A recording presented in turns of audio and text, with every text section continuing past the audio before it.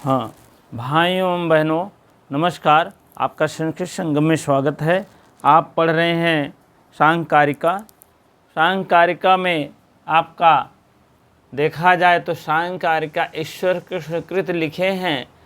सांख्यकारिका अवाचस्पति मिश्र तत्व कौमुदी, इसीलिए बन गया है सांख्य तत्व कौमुदी।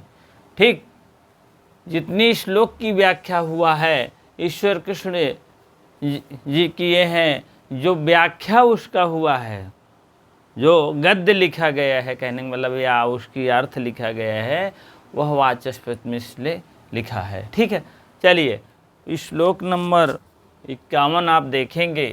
ठीक है, श्लोक नंबर या कारिका नंबर 51। चलिए, आप्रधान के भेद, आप्रधान के कितने भेद हैं आप लोग देखेंगे। ठीक है, हाँ आवाज़ तो आ रही होगी ना, बढ़िया। ठीक, चलिए। ओह शब्दो अध्ययनम दुख विधातास्त्रयः सौहृद प्राप्ति दानम च सिद्ध्यो अष्टो सिद्धे पूर्व अंग कुशत्री स्त्री विधम। ठीक है, ओह शब्दो अध्ययनम, ऊह शब्दो अध्ययनम।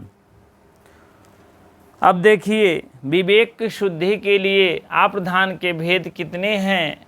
ठीक है, अब चलिए हम देखेंगे। अब देखेंगे वो शब्दों के विषय में, जैसे है, चलिए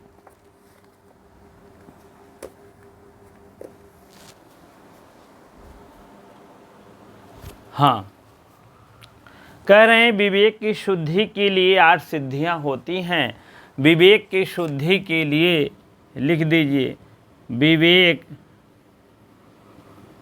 की शुद्धि के लिए 8 सिद्धियां होती हैं। 8 सिद्धियां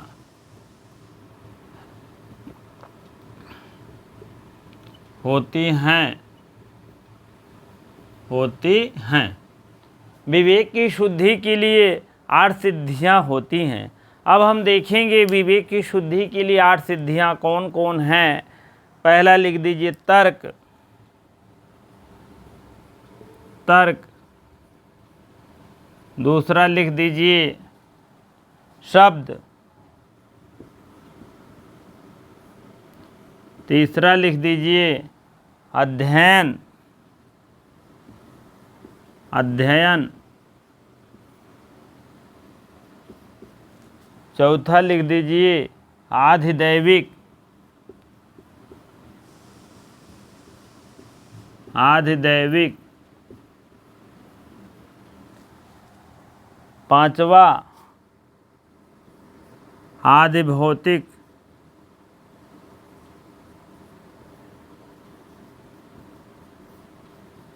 आधिभौतिक। छठवां आध्यात्मिक, आध्यात्मिक।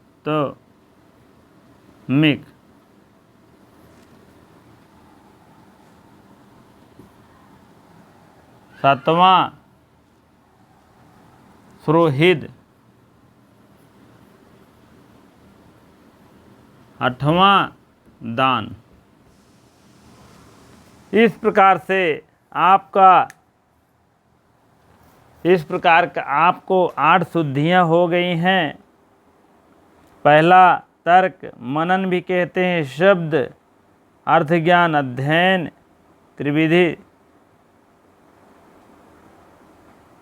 चलिए, इसको छोड़ करके विपर्य तीनों जो है 28 होते हैं। चलिए, अहम ऊहम शब्दो अध्ययनम।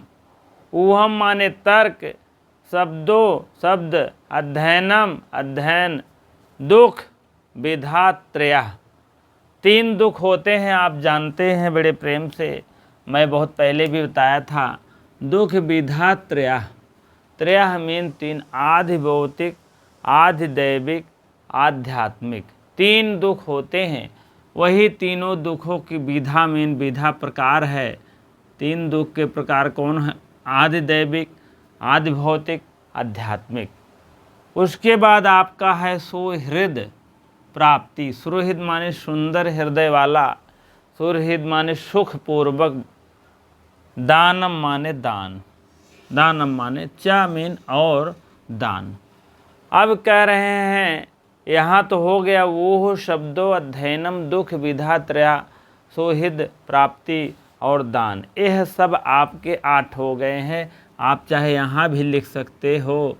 और अध्ययनम तीसरा हो गया, यहाँ आपका चौथा, पांचवा, छठवा, क्योंकि 3 आ जाएंगे आध्यात्मिक तक, और 7वां आपका यहाँ हो गया, 8वां यहाँ हो गया। ठीक है। इसी प्रकार से सिद्धियो अष्टो, सिद्ध के अष्टो मीन अष्ट सिद्ध, पूर्यो अंग कुश शास्त्र शस्त्र, हाँ शस्त्र विधा। ठीक है। इसी प्रकार से आप लोग देख लीजिएगा। हाँ, और सिद्ध अष्टौ, ये 8 सिद्धियां हैं। क्या सिद्ध अष्टौ माने ये 8 सिद्धियां हैं। 8 क्या हैं? सिद्धियां हैं, सिद्धियां हैं। और क्या है? 8 सिद्धियां हैं। सिद्धे पूर्वो अहंकुश त्रिया विधा। सिद्धे मीन सिद्ध, पूर्वो मीन पूर्व, अंग कुश शस्त्र विधम। ठीक है। इसी प्रकार से आप लोग देखेंगे पूर्वोगतः, पूर्व मीन इसके पहले, अर्थात विपर्य आसक्ति तुष्टि सिद्धि की विरोधनी है। इसके पहले मैं बताया था विपर्य आसक्ति, विपर्य आसक्ति, विपर्य आसक्ति तुष्टि सिद्धि,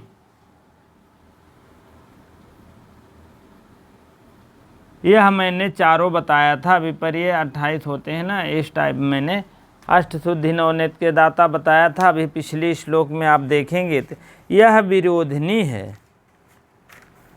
ठीक है। यह तीनों जो है यह विरोधनी है। यह देख लीजिए, विपर्य क्या है? 5 हैं, और आसक्त 28 है, और तुष्टि 9 है, और सिद्ध जो है 8 है। ये कुल मिलाकर के आप जान लीजिए 50 हैं। इसके विरोधनी हैं, इसके ये विरोधनी है। ठीक है। चलिए अगला हम देखते हैं।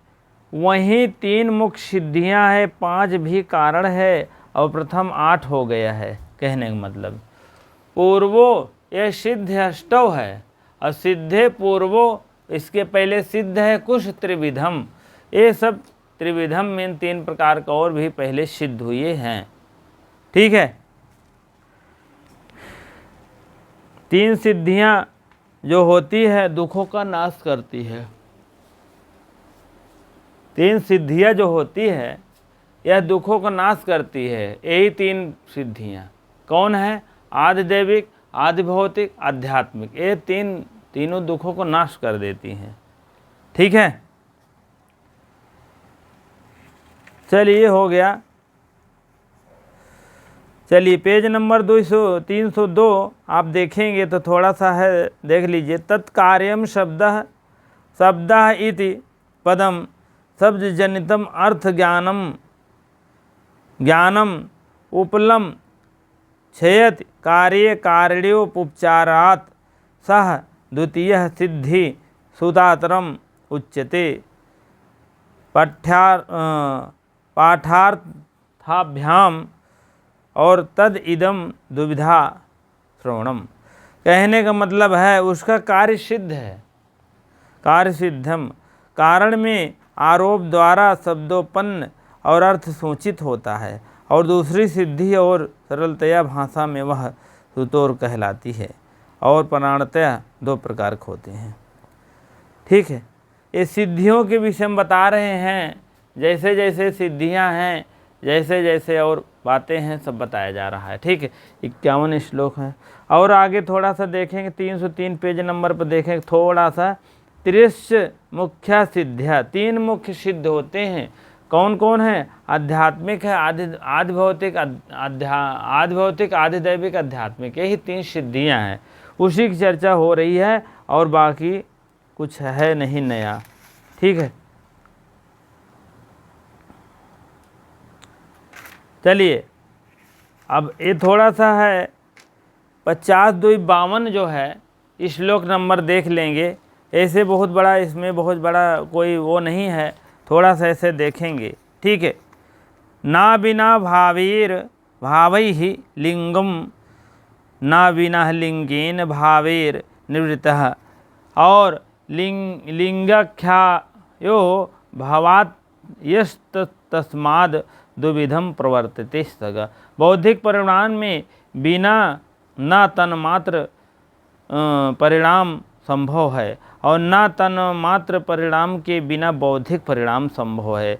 इसलिए तन्मात्र परिणाम और बौद्धिक परिणाम दोनों होते हैं। तन्मात्र जान ही रहे हैं और परिणाम जान रहे हैं। बौद्धिक परिणाम कह रहा है और तन्मात्र परिणाम, दोनों जो है एक दूसरे पर भिन्न है, दूसरों पर एक दूसरे के परिणाम है कहने का मतलब। ठीक है, इसी प्रकार इसको जानते रहिए, बहुत इंपॉर्टेंट नहीं। इसीलिए अगला बहुत इंपॉर्टेंट है, आप लोग मोस्ट इंपॉर्टेंट 53 आप लोग देखेंगे। ठीक है, एक एक रग रग बताते हुए चलेंगे, आराम से शांति से पढ़ते चलिए, कोई दिक्कत नहीं है। ठीक है,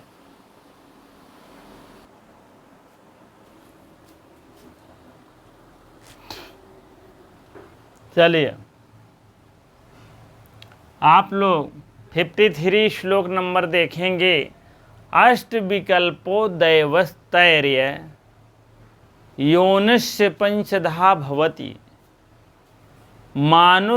मानुषकस्य चैक विधम समासतो भौतिक सर्गः।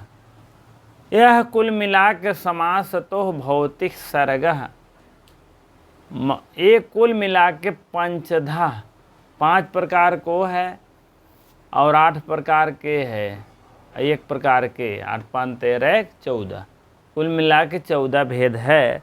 अब इसको भौतिक दृष्टि से आप देखिए, भौतिक दृष्टि से 14 भेद है।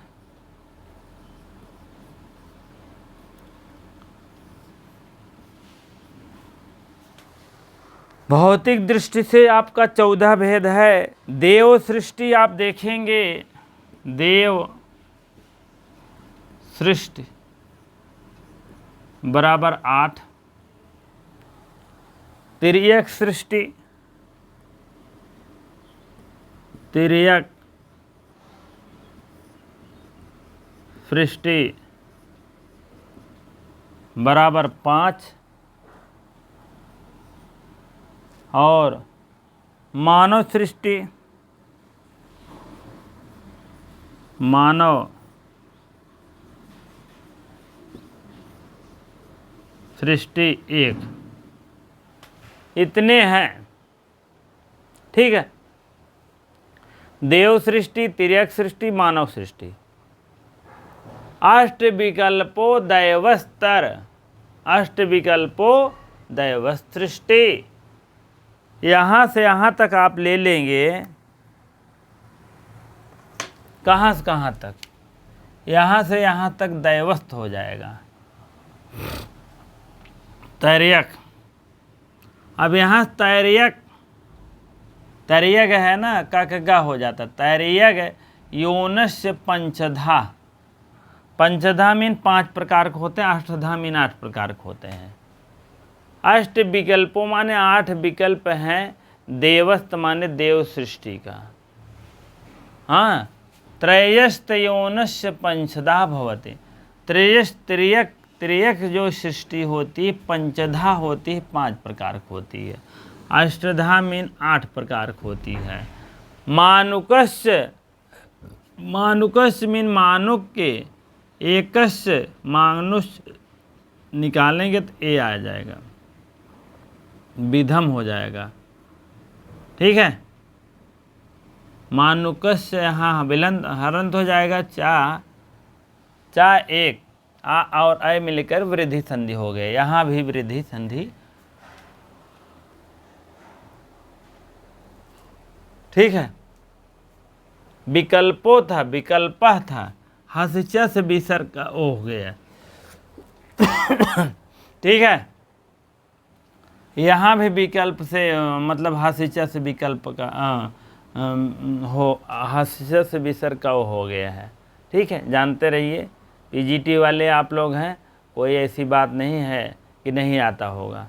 पीजीटी वाले भी जान लें, टीजीटी वाले भी जान लें। विसर्ग का 3 रूप होता है, पहले सा होता है, काम चल गया तो चला लिए, नहीं रब बढ़ते हैं, रस नहीं चला तो रू होता है, जैसे रू आया और प्लस मिलाकर ऊ हो गया, तुरंत गुण काम करने लगता है उत्त होकर। जब ओ हो गया तो कहीं है भैया बताओ हस्य से है कि या तो रूलत पुलत, आगे हस प्रत्याहार वर्ण है तो हस्य से, नहीं तो अतोरुरत पुलुतात बुलते, मतलब अगर सामने स्वर है तो अतोरुरत पुलुतात बुलते लगेगा, अगर सामने व्यंजन है तो जान लीजिए आपका हस्य लगेगा। ये आप प्रवृत्ति के अनुसार जानते रहिए, बहुत बड़ी बात नहीं है, लेकिन नहीं जान रहे तो बहुत बड़ी बात है, और जान गए तो कुछ बात नहीं है, जान लो। कहीं अरे यार यही नहीं आया तुमको, पीजीटी का कोर्स कर रहे हो, पीजीटी क्वालिफाइड करने जा रहे हो तो यही नहीं आया है, आ गया तो कह रहे यार ये सब आम बात है, जानते हैं पीजीटी कोर्स करते हैं या पीजीटी की तैयारी करते हैं तो क्या इतना उन्हें का जान लीजिए। ठीक, गलती आपकी ही होगी कुल मिला करके। चलिए आप देख लीजिए, इसमें 14 भेद कुल हो गया ना, यहाँ 14 भेद हो गया, 8 5 13 1 14। अब देखते हैं 8 भेद कौन कौन है, उसके बाद देख लीजिए। ब्रह्मा प्रजापति, ब्रह्मा प्रजा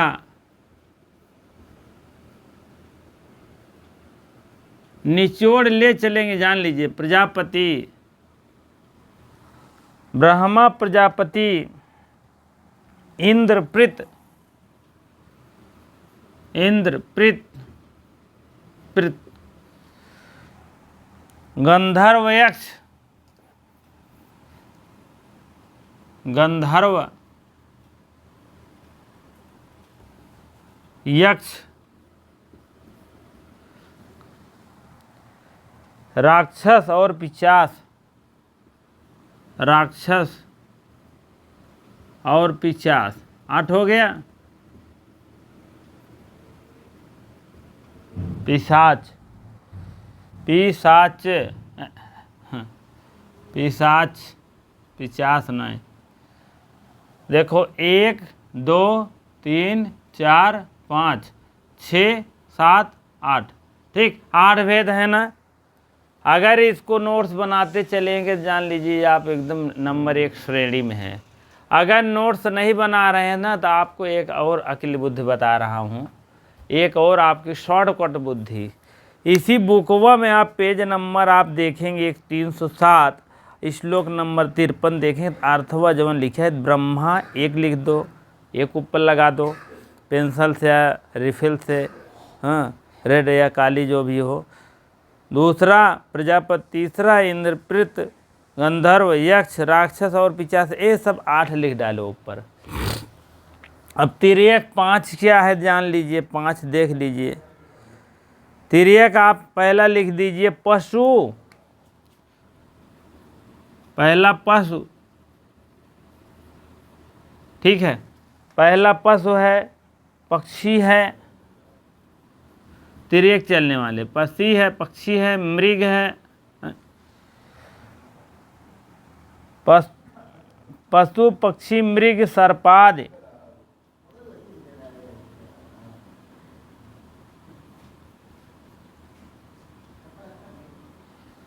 सर्पादि, तरु, ये देव सृष्टि है। ब्रह्मा प्रजापति इंद्रपृत गंधर्व यक्ष राक्षस पिशाच, ये सब देवताओं की सृष्टि से उत्पन्न हुआ है। और ये क्या है, तिर्यक चलते हैं। तिर्यक क्या है भैया जानते हो? पक्षी उक्षी जाते रहे थे ऐसे ऐसे तिरछा चले लगे हैं, वही है तिर्यक, समझ लिया। पशु वशु है तो एक बार तिरछा जाए लगे, मृग भी, सर्पादि भी, तरु भी, 5 ऐसे हैं कि तिर्यक जाते हैं।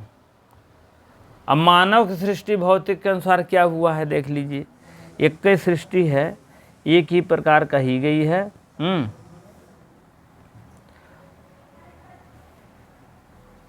एक सृष्टि है आदि अस्थावर, 5 प्रकारों में मानी जाती है। मनुष्य की सृष्टि एक ही प्रकार की गई है, एक ही सृष्टि है, भौतिक सृष्टि है।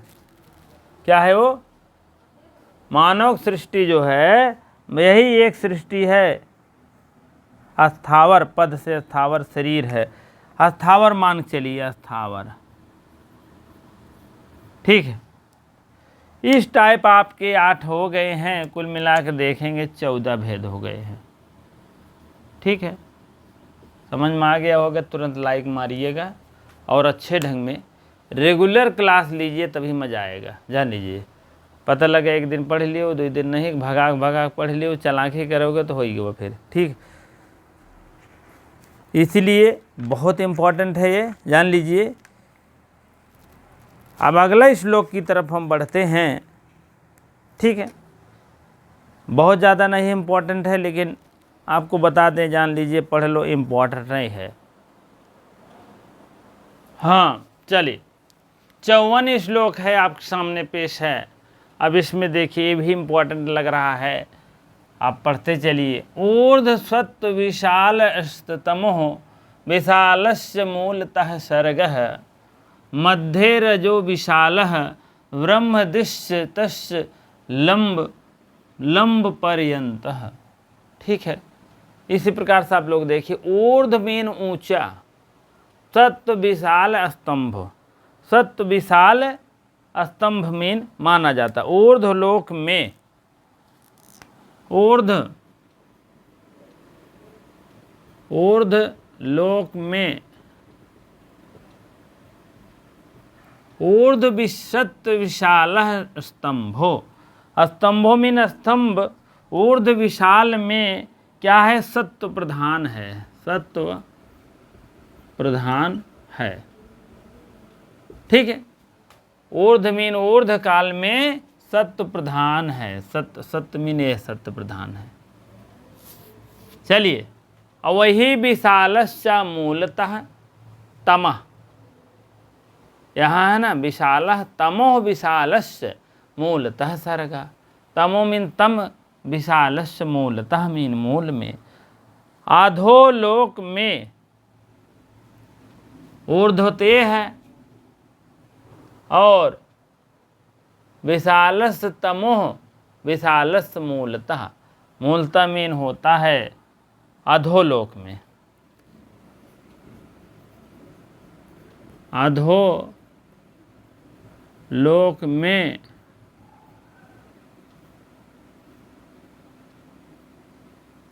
अधोलोक में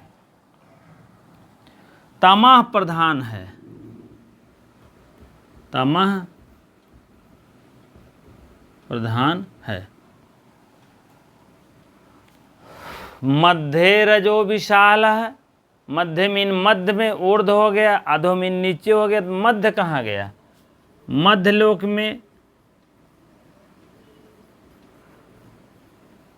में बराबर मध्यो रजो विशाल ब्रह्मादि। रजो मीन रजोगुण या रजह गुण, रजा प्रधान होता है।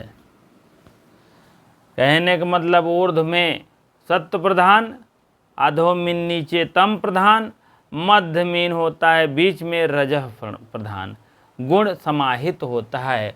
रजोगुण विशाला था, विशालो हो गया है से, यहाँ भी विशालोस हो गया है। हाँ, मध्य रजो विशालो भी विशाल काय, ब्रह्मादिस्तस्त लंब पर्यंतः, ब्रह्मादि मीन ब्रह्मा के यह सृष्टि पर्यंत तक चलती रहती है। अर्थ देख लीजिए, अधोलोक में सत्व प्रधान, अधोलोक में तमः प्रधान, ऊर्ध्वलोक में सत्व प्रधान, अधोलोक में तमो प्रधान तथा मध्यलोक में रजः प्रधान सृष्टि होती है। वही ब्रह्म से लेकर के सृष्टादि पर्यंत सृष्टि होती है। कहने का मतलब शुरू से लेकर के अंत तक पूरी सृष्टि होती रहती ब्रह्मा के द्वारा। ठीक, समझ में आ गया होगा? तुरंत लाइक मारिएगा। लाइक तो जो है ही, इसको आप अपने लिए एक नोट्स बनाते चलिए। बहुत शॉर्टकट बनाऊंगा, बहुत सरलतम भाषा में बताऊंगा, ऐसा कोई बताया नहीं होगा, जान लीजिए। और क्या बताएं? ठीक है, पढ़ाने के तो सब पढ़ा रहे हैं, ऐसा नहीं है। बहुत चैनल है संस्कृत, ठीक है, रोज ही एक चैनल खुल रहा है। लेकिन ये है कि जान लीजिए जो चीज़ इसमें मिल जा रही है आपको बहुत कम मिलेगी। बहुत निचोड़ दे रहा हूँ, जान लीजिए, बस देश भर का नहीं बता रहा हूँ पवारा सब। इसीलिए हम राइट अपने हैंड से लिख रहा हूँ नोट्स। आप सिर्फ अपनी कृपा करके आप लिखते चलिए, अपना नोट्स बनाते चलिए, बस आप में बहुत फायदा होगा। चलिए, तत्र जरा मरणम कृतम दुख प्राप्तोति चेतनः पुरुषः लिंगस्याह विनिवृत्ते लिंगस्याविनिवृत्त तस्माद् दुख स्वभावेन। दुख मीन दुख स्वभाव में एक स्वाभाविक गुण है कि दुख होगा। जरा मरणम, जरा और मरम, कृत मीन लिए दुख, माने यह दुख का कारण प्राप्त होता है चेतन पुरुष को। ठीक है, चेतन चेतन जान रहे हो, पुरुष को चेतन कहा गया है।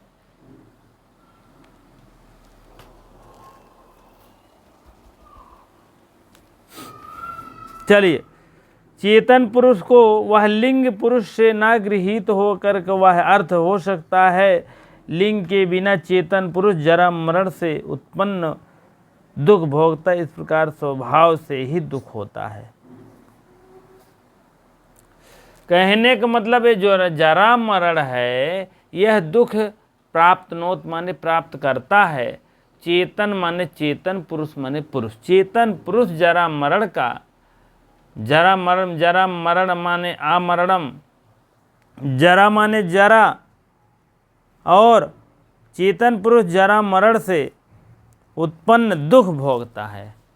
जरा मरण से चेतन पुरुष क्या करता है? दुख भोगता है। चाहे ऐसे लिखिए, जरा मरण से उत्पन्न चेतन पुरुष दुख भोगता है, दुख भोगता है। ठीक है, लिंगस्या विनिवृत्ते तस्माद् दुखम स्वभावेन। दुखन माने दुख, स्वभाव माने स्वभाव लक्षण है। लिंगस्या लिंग के जो है निवृत्त होकर के, तस्मात् माने उसके, उसी के दुख के कारण है, स्वभाव है। ठीक है, यहाँ पुरुष से गृहीत हो सकते, और कि लिंग विनाश ना होने के कारण पुरुष जरा मरण के सुख उत्पन्न। लिंग के विनाश ना होने के कारण, लिंग विनाश ना होने के कारण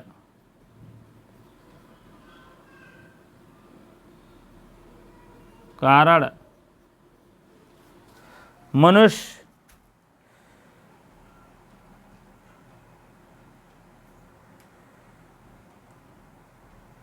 गृहीत के अर्थ हो रहा है। गृहीत माने ग्रहण करना के अर्थ में है। लिंग के विनाश ना होने के कारण जो है, यह मनुष्य ना होने तक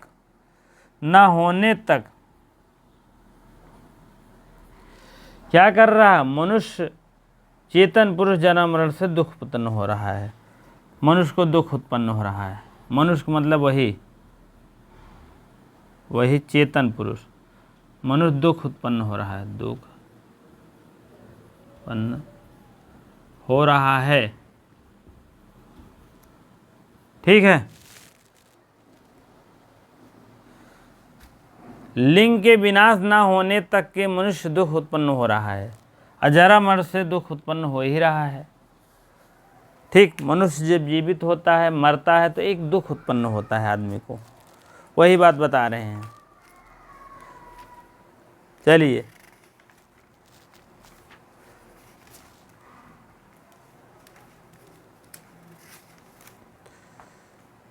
चलिए 7वां आपका 8वां। चलिए 56 आप देख लीजिए। 54 55 पे है। ठीक है, 55 श्लोक है, आप देखेंगे। अब 56 अब है सृष्टि के कारण। इत्येष प्रकृति कृतो महदा विशेष भूत पर्यंता प्रतिपुरुष विमोक्षार्थ स्वार्थ इव परार्थ आरंभ। यो प्रकृति द्वारा पुरुष के मोक्ष के लिए की गई है और महत्व से लेकर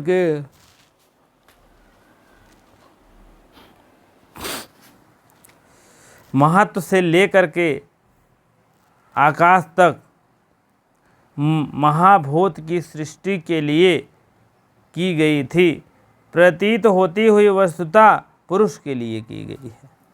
कहने का मतलब ये बहुत इंपॉर्टेंट नहीं, आगे बढ़िए। 57 श्लोक आप भी देख लीजिए।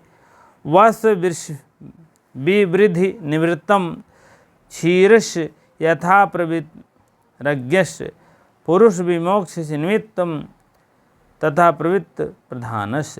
जैसे बछड़े के बढ़ने के लिए अचेतन पुरुष दुग्ध का स्तन निकलता है, वैसे ही पुरुष के मोक्ष के लिए चेतन प्रकृति भी स्वतः उत्पन्न होती है। यह बहुत काम की है, इसको आप लोग लिख लीजिएगा। ठीक है, चलिए ठीक है, इसको अभी हम बता रहे हैं, आप बढ़िया से लिख लीजिए।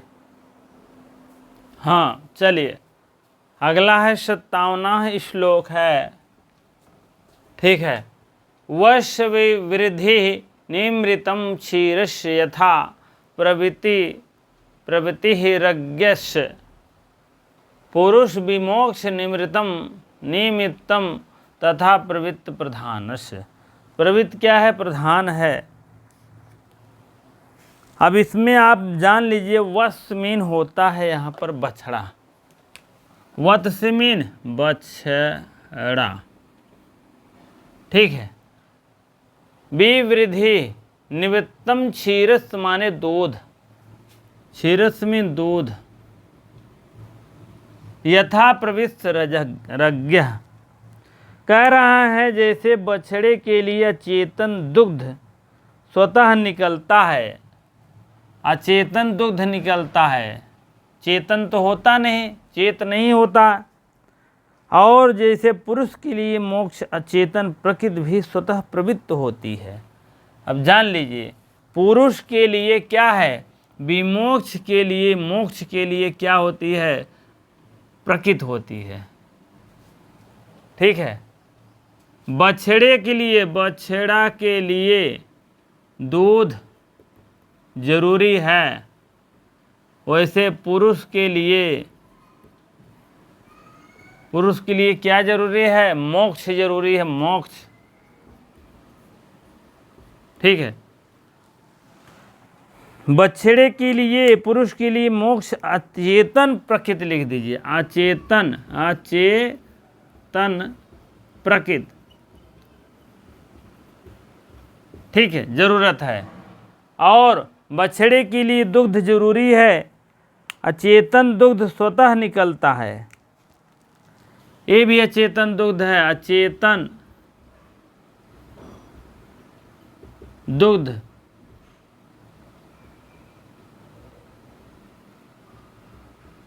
अचेतन दुग्ध जो है स्वतः निकलता है, कह रहे हो। कह रहे हैं वत्स निवृत्त माने निवृद्धि निवृत्तम। निवृत्तम माने अपने आप क्षीरस मीन क्षीर प्रवृत्तज्ञ, उनकी प्रवृत्ति है बछड़े के लिए अगर दूध है तो अपने आप वो निकलता रहता है, दूध खूब पी ले बछड़े। और उसी प्रकार से पुरुष के लिए विमोक्ष, मोक्ष की प्राप्ति होनी आवश्यक है, निमित्तम तथा प्रवृत्त प्रधानस्य, अचेतन प्रकृति के द्वारा जो है पुरुष को मोक्ष की प्राप्ति हो जानी चाहिए, स्वतः प्रवृत्ति हो जाती है, स्वतः माने अपने आप। ठीक है,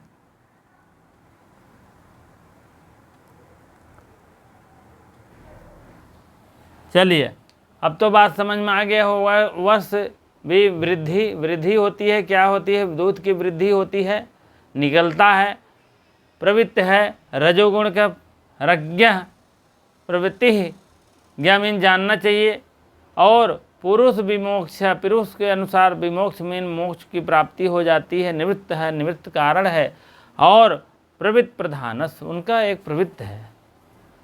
आशुक्य निवृत्त्यस्य यथा क्रियासु प्रवर्तते लोकः, पुरुषस्य विमोक्षार्थ प्रवर्तते तद् व्यक्तम। अब यहाँ व्यक्तम आया है,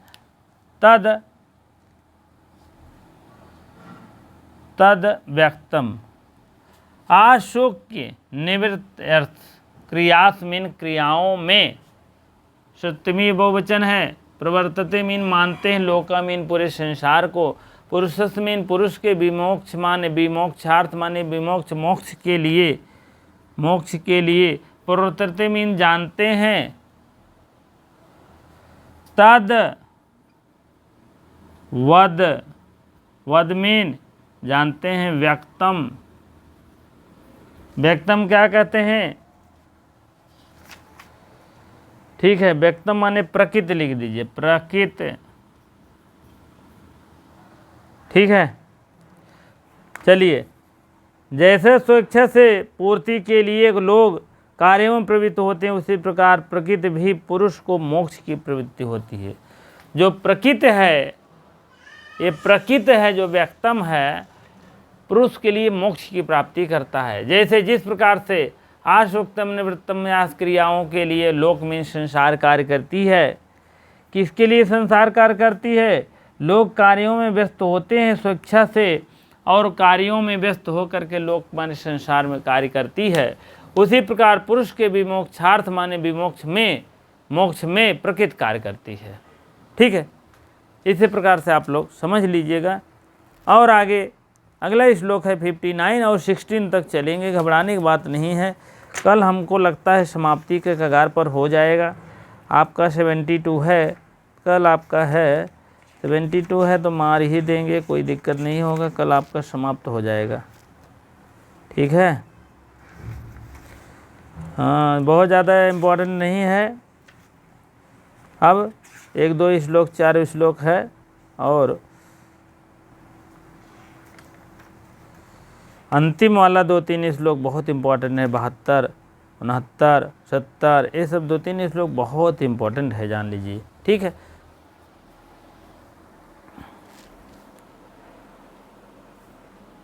हाँ, चलिए अब 59 श्लोक है, उसके बाद 60, यही अंतिम है। ठीक है, चलिए। रंगश दर्श इत्वा निवर्तते नर्तकी यथा नृत्यात्, पुरुषस्य तदात्मानं प्रकाशस्य विनिवर्तते प्रकृति। प्रकृति का मतलब बता रहा है प्रकृति कैसी है, प्रकृति की सत्ता कैसी है, इस कार्यक्रम में बता रहे हैं। ठीक है, रंगश मीन रंगमंच पर दर्शित्वा मीन आप देखते हो, निवर्तते मीन कोई कार्य करता है। कौन कार्य करता है? नर्तकी। नर्तकी माने नाचने वाली नर्तकी, जो नाचती हैं, डांस करती हैं, वो नर्तकी हैं। अब तो नर्तकी बहुत बन गए हैं, सब लोग नर्तकीये हैं, जहाँ इतना है तहाँ ही देखो ठुमका लग रहा है। ठीक है, पहले तो बड़ा मतलब अजीब लगता था, अगर कोई कहा जाता था किसी को नाचने के लिए, बहुत 15-20 साल पहले बहुत अजीब लगता था। लेकिन अब ऐसे प्रवृत्ति बन गई है, सब बड़े शौक पूर्वक जो है नाचते गाते हैं, और कम कपड़े में, और उसके बाद क्या कैमरे के सामने भी है आने में कोई शर्माने की बात नहीं रहती है। पहले हम लोग बहुत पहले बता रहे हैं, 15-20 साल पहले की बात बता रहे हैं, जैसे तो वहाँ नौटंकी उटंकी होती थी तो कभी कभी देखने भी चले जाते, ऐसा नहीं है, ठीक है। लेकिन तो उसमें मतलब एक लेडी डांस होता है, लेडीज बनता था पुरुष, उसमें सब लोग नृत्य करते थे। लेकिन कहीं कहीं जैसे है फेमस है तो आता है नौटंकी, तो उसमें लेडीज अगर आई है तो अरे बाप रे लेडीज आई है, मतलब इतना व्याख्यात कर देते थे और इतने हजारों हजारों टूट जाते थे। लेकिन अब यहाँ देखो जहाँ नहीं तहाँ देखो आर्केस्ट्रा नुमा जो है डांस हरा कर डांस करके 4 बजे भाग जाते हैं। हाँ, ऐसे ऐसे ऐसे ऐसे ऐसे मतलब अश्लील बातें, अश्लील नर्तकी हो रही है, मतलब डांस से हो रही है। हाँ, तो क्या बताया जाए, सब सिस्टम है बदल रहा है, अब क्या करेंगे हम आप।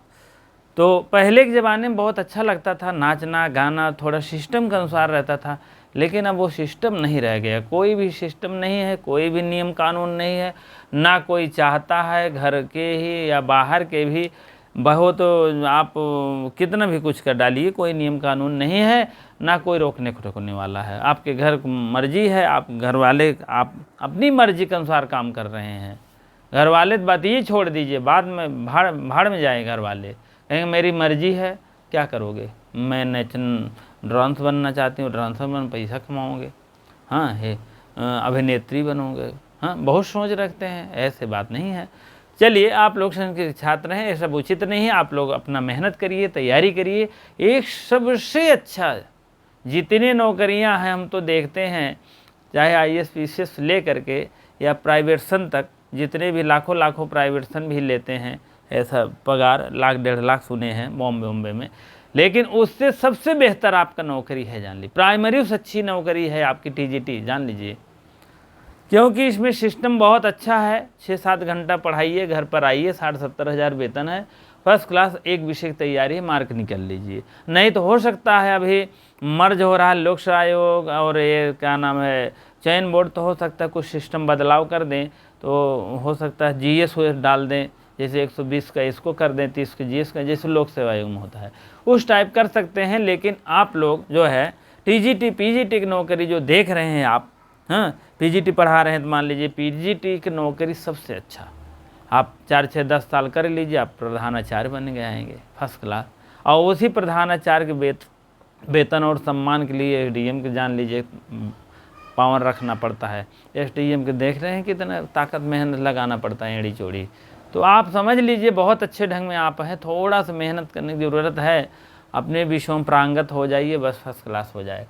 कह रहे रंगस दर्शित्वा, रंगस में रंगमंच पर दर्शित्वा में देखते हैं, निवर्ते में कार्य करता है कोई नर्तकी में नर्तकी, नृत्यात में नृत्यात के द्वारा, ठीक है, ये पंचमी विभक्ति का लगा है, जान लीजिए, नृत्य के द्वारा जो अलग होता है, नृत्य के द्वारा क्या है, रंगमंच पर कोई दर्शित्व में दिखाता है, जैसे एक नर्तकी में नर्तकी नाचने वाली कोई लड़की फर्स्ट क्लास रंग पर दर्शित्व में निवृत्त अपने आप को दर्शित्व में दिखाती है, तब क्या होता है, तो उसी प्रकार से यह पुरुष भी पुरुषश तदा आत्मनम, इस पुरुष का आत्मन है, आत्मा है, प्रकाशस में प्रकाश में आने पर निवृत्त प्रकृति, पुरुष और प्रकृति का उसी प्रकार से आचरण है।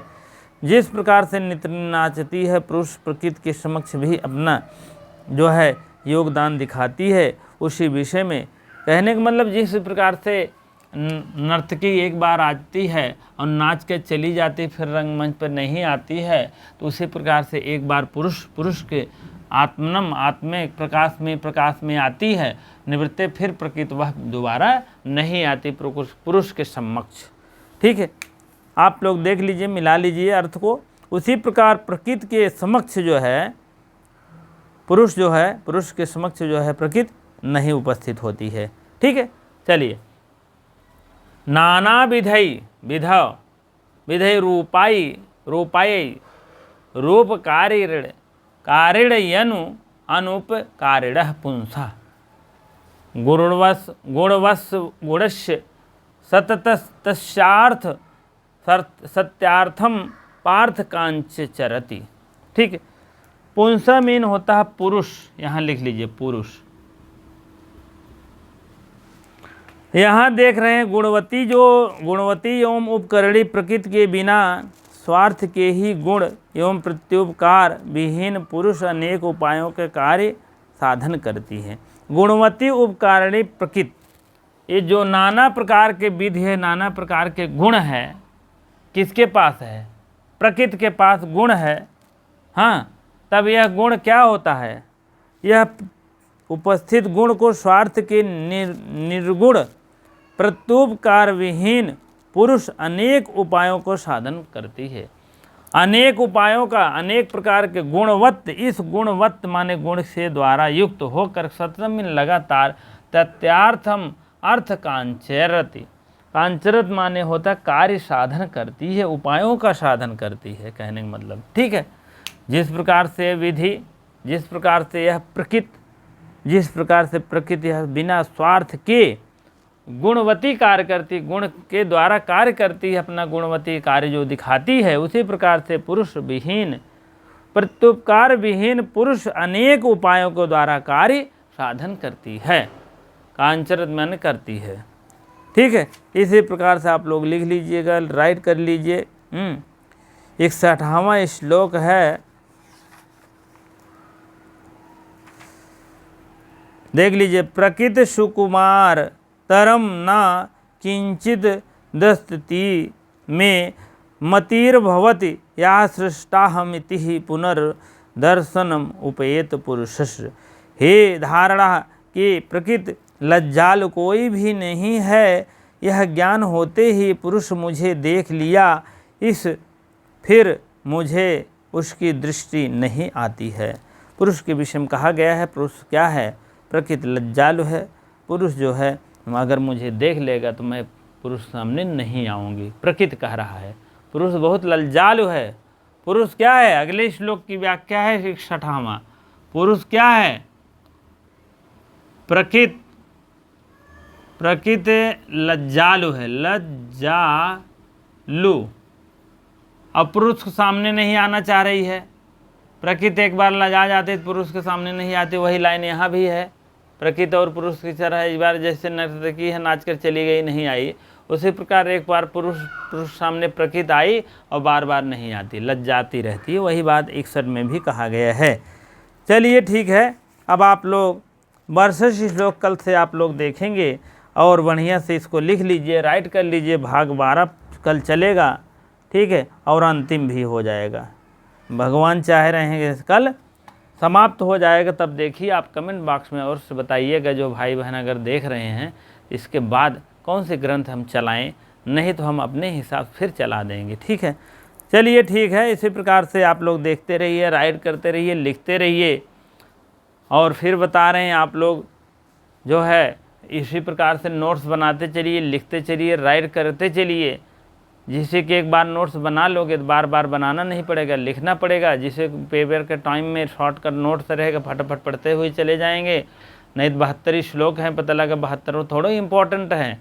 ज़्यादा 30-35 श्लोक जो है, 30-35 कार्य का आपका क्या है, इम्पोर्टेंट है, और बाकी सब वैसे है। तो आप इम्पोर्टेंट आप लिखे रहेंगे तो आप खटक पढ़ते हुए चले चलेंगे। नहीं तो आप फिर किताब उलटिए पलटिए, देश भर के पढ़िए, वो उतना समझ में भी नहीं आता। पूरी किताब पढ़ेंगे, अगर मान लीजिए किताब में लिखे हैं तो पूरी किताब ये तो आपको पलटना ही पड़ेगा ना, तो टाइम लगेगा, वेस्ट होगा। इसीलिए नोट्स आवश्यक है बनाना। और मेरा भी क्वेश्चन बन रहा है आपके सामने, ऑब्जेक्टिव 1 लाइनर सब पेश हो जाएगा, घबराने की बात नहीं है, सब निःशुल्क रहेगा। जैसे पढ़ाई मेरी आपका क्लास है, आपका पीजीटी कितना बड़ा कोर्स आपका निःशुल्क दे रहे हैं, उसी प्रकार से आपका वो भी फ्री प्रोवाइड हो जाएगा। ठीक है, 1 लाइनर क्वेश्चन रहेगा, ऑब्जेक्टिव मतलब बहुविकल्पी प्रश्न रहेंगे, सब आपको दिए जाएंगे। थोड़ा सा टाइम लगेगा, टाइप होने में दिक्कत हो रही है। टाइप होने में जानते हैं संस्कृत सबसे कठिन होता है, उसके बाद हिंदी होता है, उसके बाद इंग्लिश। इंग्लिश सबसे सरल होता है लिखने में, और पढ़ने में कठिन होता है, जान लीजिए। हिंदी पढ़ने में थोड़ा कठिन, लिखने में थोड़ा कठिन, लेकिन संस्कृत पढ़ने में कठिन और लिखने में कठिन। ठीक है, ये भी दोनों है। ठीक, पढ़ने में तो कठिन नहीं है, लेकिन लिखने में बहुत ज़्यादा है, जान लीजिए। हलंत विसर्ग मात्रा ये सब आपको बहुत ध्यान देना पड़ता है, नहीं तो भी कोई भी देख लिया थोड़ा सा गलती पाया नहीं कह दिया अरे यार ये तो बहुत गलती है।